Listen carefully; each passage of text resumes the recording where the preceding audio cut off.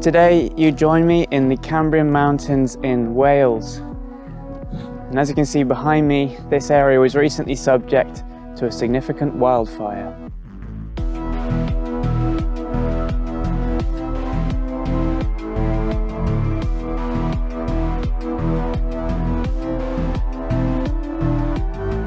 At the end of April this year, we had some really dry air, some air with a really low relative humidity. I recorded around 17%, but some parts of the country were down to almost single-figure humidity. That sort of dry air is very unusual in Britain. Normally we are quite a humid country, and the result of that was that the air had really good drying potential. The dry air then combined with strong winds and a period of little to no rainfall, and we ended up with fuels drying out significantly and the fire risk going very high indeed. And we had big wildfires across the UK, Northern Ireland, Scotland, England and Wales, and this one burnt an area the size of a city and burned over the course of several days.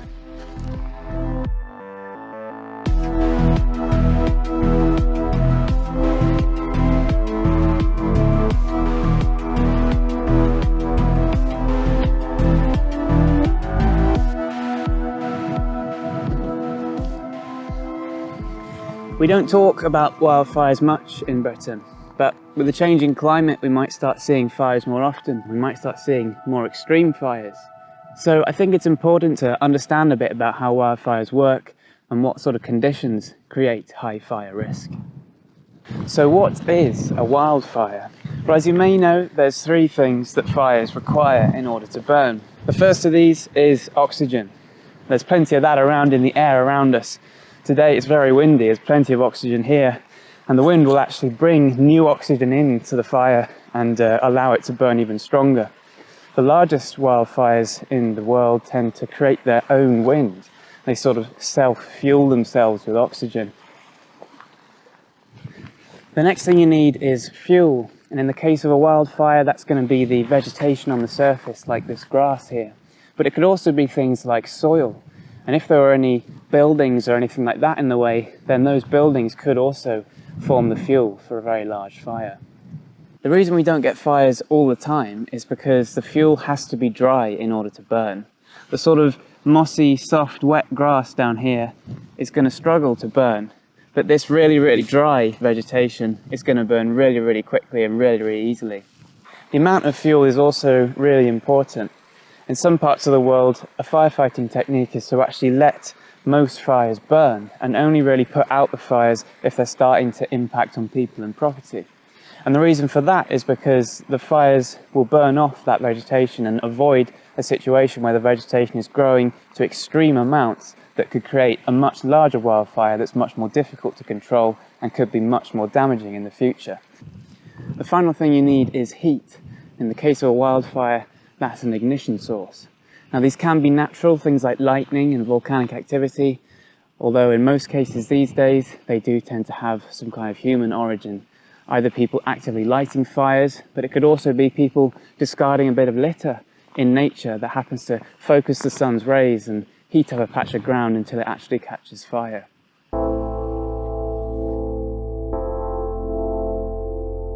So what do these fires actually look like? Well, the way they work is they have a fire front.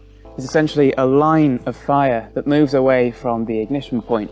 The depth of the fire front is determined by how much coarse and fine vegetation you have that's burning. So this fuel is really, really fine. So it's going to burn very, very quickly, and then the fire is going to move on and leave behind a burnt area. But if it's burning things like bushes and trees, they're a much coarser type of fuel, so they'll burn slower. So if you have a mixture of fine fuels and coarse fuels, you'll get a much thicker fire front. There are three different types of wildfire.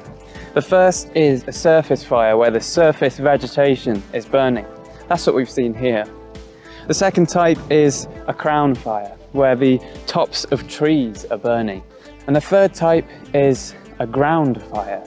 And this is where the soil in the ground is actually burning. The soil type here, which is mostly peat, is actually really flammable. So it can be a situation where you have a surface fire like the one we've seen here, which then spreads into the peat and starts to burn underground.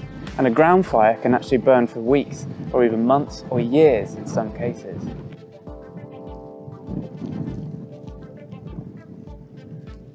So how do wildfires spread?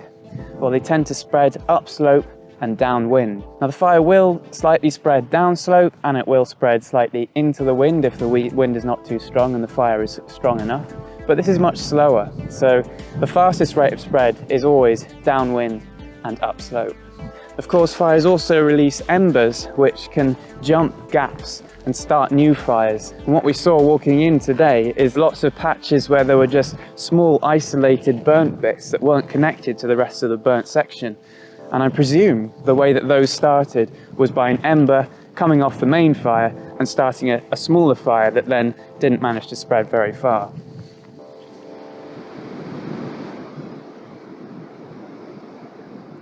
These fuels here are much coarser, you see, much thicker, but they're mostly burnt at the bottom where the grasses would have been. The top parts of this gorse have been damaged. They're sort of orange and dead, but they're not fully burnt. Like this probably wasn't on fire at the end here. And that birch there, you can see how the bottom of it is brown, heat damage maybe. The tops of the leaves are actually still green, so it wasn't a crown fire, but a surface fire for sure. So how can we forecast wildfires? Well, there's two main things that we can forecast. The first is how likely things are to catch fire, so how dry everything is and how likely fires are to start. And the second thing is how severe they're going to be able to become. One of the primary elements of the weather which can impact on fires is the humidity in the air. Very dry air has got a very big drying potential. So if you have a very, very low relative humidity, things will be able to dry very easily. Humidity is closely linked to the temperature of the air because cold air can't hold as much moisture as warm air. So a cold night will allow the humidity to increase to a point where it can actually start to introduce moisture to the fuels. Another variable that has a huge impact on fire risk is the wind speed. So a high wind speed will first of all allow fuels to dry a lot quicker because it actively moves drier air into that fuel, increasing the rate of drying. But it also will allow fires to spread more, and it will feed more oxygen to fires that do start. And of course, you've also got things like rainfall. When things are very dry for a long period of time, that's going to allow fuels to dry and prevent moisture going back into the fuels. There is a lot that goes into forecasting whether wildfires are likely to occur.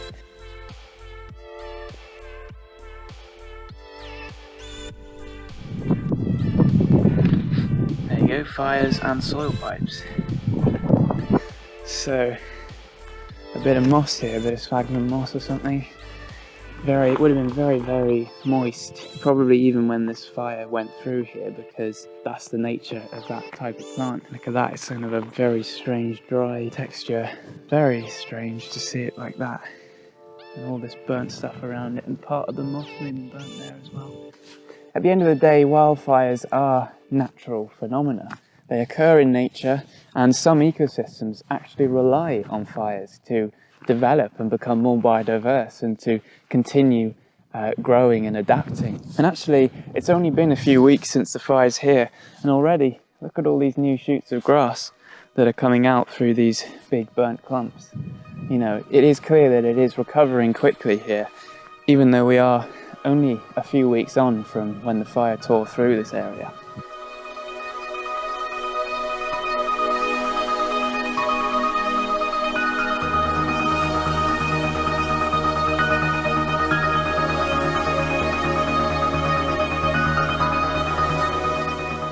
The air still smells very smoky around here. It's sort of, you know, everything does still have a scent to it.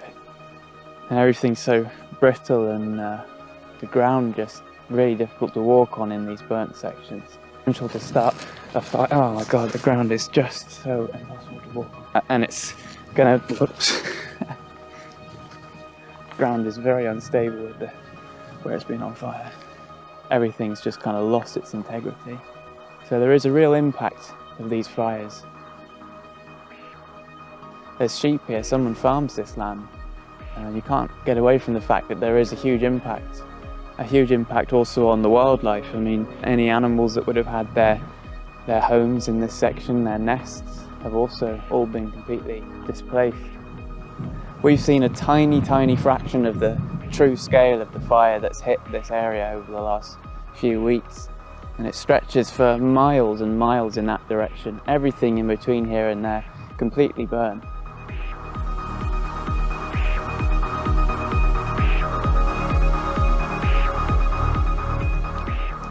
I don't know what started this fire, but it could be something as simple as a bit of litter that someone's dropped, or someone that's had a campfire. Something as innocent as that can lead to destruction like this. So it's really important to be careful, to take fire risk seriously.